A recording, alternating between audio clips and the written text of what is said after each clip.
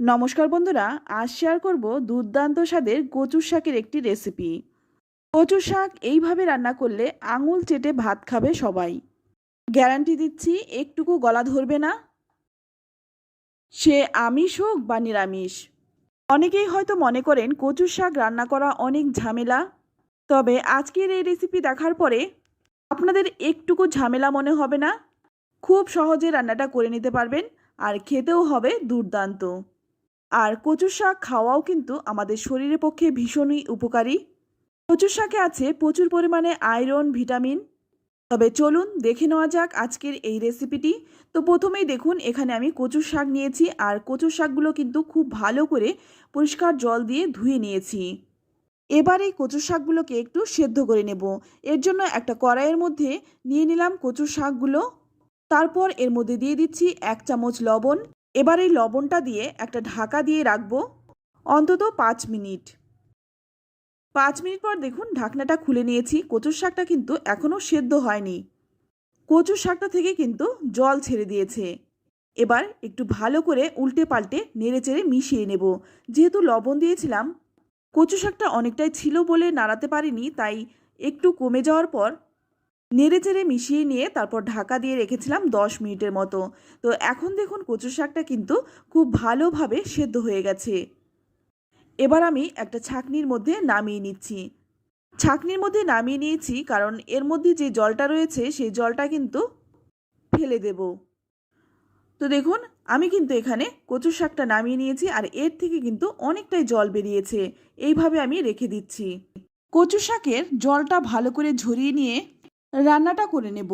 এর জন্য প্রথমে আমি কড়াই গরম করে নিয়ে এর মধ্যে দিয়ে দিলাম 2 চামচ সর্ষের তেল। ফোড়নেই দিয়ে দিচ্ছি 1/2 চামচ কালো জিরে। তারপর এখানে দিয়ে দিচ্ছি 10-12টা থেতো করা রসুনের কোয়া। তো রসুনটাকে আমি একটু হালকা করে একটু থেতো করে নিয়েছি। তারপর রসুনটা দিয়ে দিলাম। এবার এই রসুনটাকে কালো জিরের সাথে খুব ভালো করে ভেজে নেব। তো রসুনটা যখন এইরকম লালচে রং ধরে যাবে তখন এর মধ্যে দিয়ে দিচ্ছি 10 থেকে 12টা চেরা কাঁচা লঙ্কা। তো আমি আমার পছন্দ মতো ঝাল দিয়েছি, আপনারা কিন্তু আপনাদের পছন্দ মতো ঝালটা দিয়ে দেবেন, যে যেমন ঝাল খেতে পছন্দ করেন।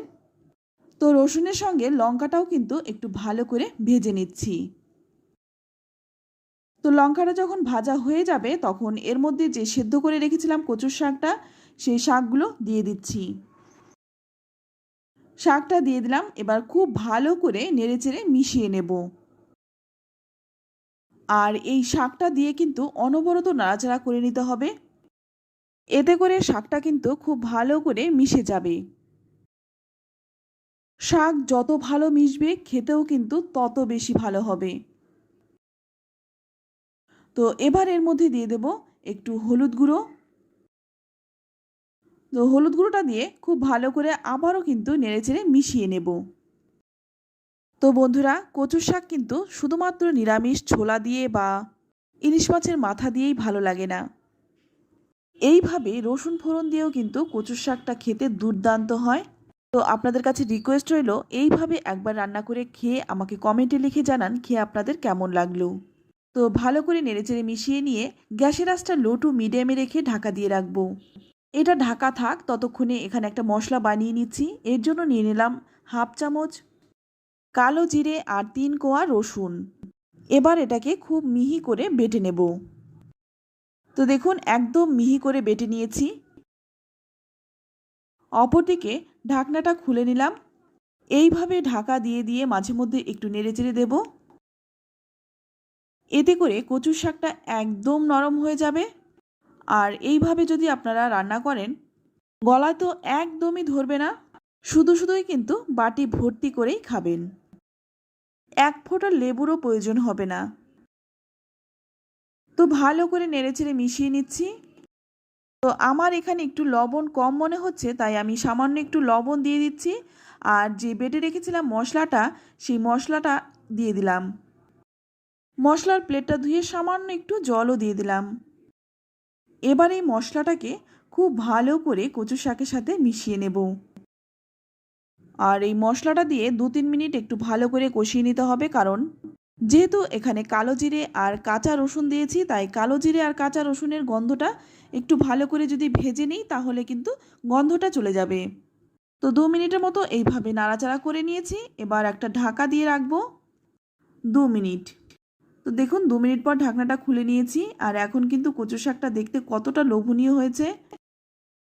এখনও কিন্তু রান্নাটা সম্পূর্ণ হয়নি, আর একটু রান্নাটা করতে হবে। এখানে আমি একটা স্পেশাল একটা জিনিস দেব, সেটা দিলে আরও স্বাদটা বেড়ে যাবে।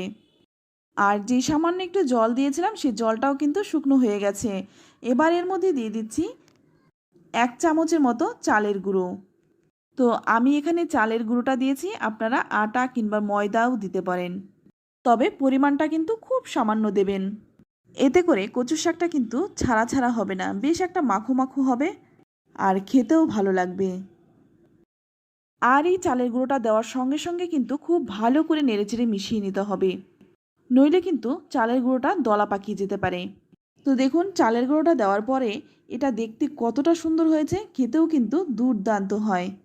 তো রান্নাটা এখন হয়ে গেছে, এবার নামিয়ে নেব। এইভাবে নামিয়ে গরম গরম ভাতের সাথে পরিবেশন করুন, খেতে জাস্ট অসাধারণ হয়। তো আমার মুখের কথাই নয়, আপনারা একবার হলেও বানিয়ে খান, তারপর কমেন্টে লিখে জানান খেয়ে আপনাদের কেমন লাগলো। ভালো লাগলে লাইক শেয়ার করতে একদম ভুলবেন না।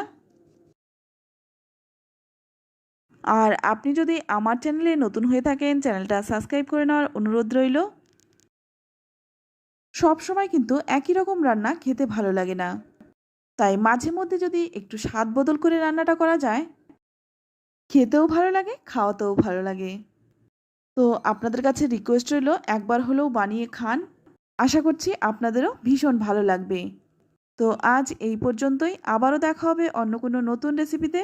ততক্ষণ সকলে ভালো থাকবেন, ধন্যবাদ।